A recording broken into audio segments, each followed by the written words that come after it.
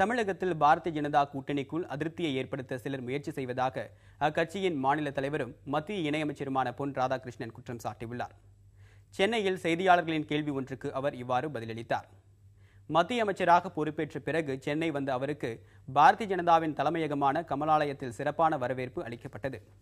பின்னர் கட்சியின் மாநில நிர்வாகிகளுடன் பொன் ராதாகிருஷ்ணன் முக்கிய ஆலோசனை நடத்தினார். முன்னதாக செய்தியாளர்களிடம் பேசிய அவர் மாநில தலைவர் பதவி குறித்து தேசிய தலைமை முடிவெடுக்கும் என்றும் கூறினார். மேலும் தமிழகத்தில் கூட்டணி கட்சிகளின் தலைவர்களுக்கு மத்திய அரசுடன் எந்தவித அதிருப்தியும் இல்லை என்றும் அவர் தெளிவுபடுத்தியுள்ளார். அதிருப்தி அப்படிங்கிறது நிச்சயமா நான் பேசின வரைக்கும் அவங்களுக்கு எந்த அதிருப்தியும் கிடையாது. பல பேர் அதிருப்தியை உருவாக்க முயற்சி பண்றாங்க. நிச்சயமா அது வெற்றி வராது.